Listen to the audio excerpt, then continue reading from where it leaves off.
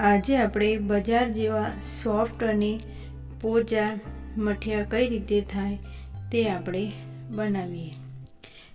અડદની દાળ લઈ લેવાની છે 500 ગ્રામ અને ઝીણો લોટ દરી નાખવાનો છે અને જે લોટ ચારવાની ચાયણી આવે એનાથી લોટ ચારી લેવાનો છે એટલે ગાંગડા ના રહે। હવે એમાં હિંગ નાખવાની છે, 1 ચમચી હિંગ નાખવાની છે, વધારે ના પડી જાય। હવે આપણે 1 ચમચી અજમો નાખી દેવાનો છે, આવી રીતે હાથમાં લઈને મસળી નાખવાનો અને અંદર મિક્સ કરી દેવાનો છે। હવે આપણે સફેદ મરચું આવે છે, સ્પેશિયલ મઠિયામાં નાખવાનું આવે છે, એ બહુ તીખું આવે છે એટલે જે રીતના આપણે તીખું ખાતા હોય એ પ્રમાણે આપણે મરચું એડ કરવાનું છે। હવે આપણે 1 ગ્લાસ પાણી લેવાનું છે, અસેકું ગરમ કરવાનું છે, એમાં 1 કપ ખાંડ નાખી દેવાની છે, 1 ચમચી મીઠું નાખવાનું છે, પછી બંને મિક્સ કરી દેવાનું છે।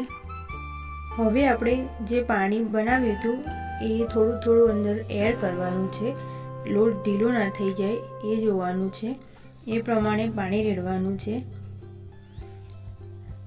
અને લોટ કઠણ રાખવાનો છે। આવી રીતે મિક્સ કરવાનો છે અને લોટ થોડો કઠણ રાખજો।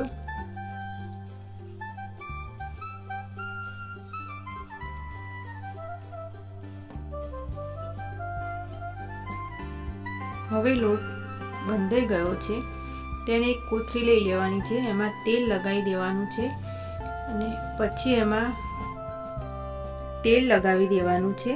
પછી ગમે તે વસ્તુ ભારે હોય એનાથી લોટ કચરી નાખવાનો એટલે એકદમ સોફ્ટ થઈ જાય, એટલે આપણા મઠિયા પોચા થાય અને ખાવામાં એકદમ સોફ્ટ લાગે।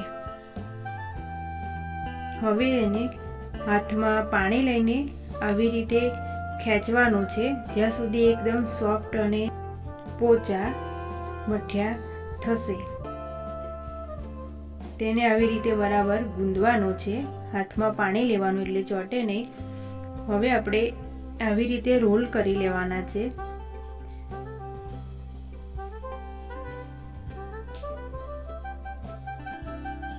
રોલ કર્યા પછી હવે આપણે બધા રેડી થઈ ગયા છે।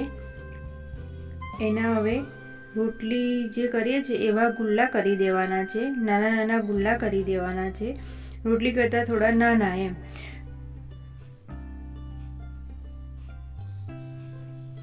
દોરો કે ચપ્પુ જે બી ફાવે તેનાથી થાય।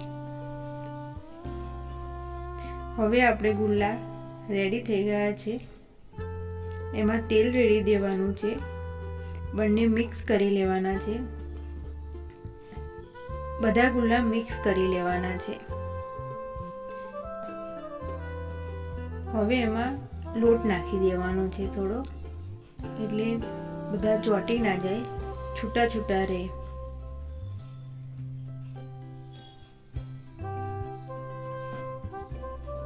પછી આપણે મઠિયા વણીશું। મઠિયા જાડા નથી રાખવાના, એકદમ પતલા કરવાના છે।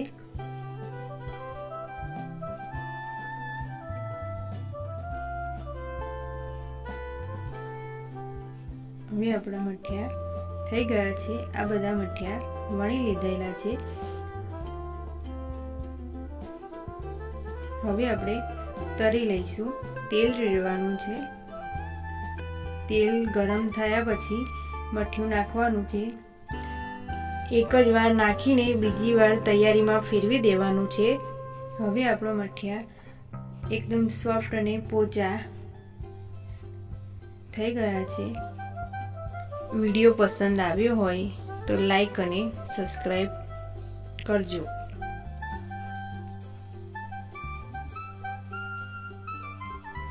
હવે બધા મઠિયા આપણા તળાઈ ગયા છે અને રેસીપી સારી લાગી હોય તો લાઈક અને સબસ્ક્રાઈબ કરજો। Thank you.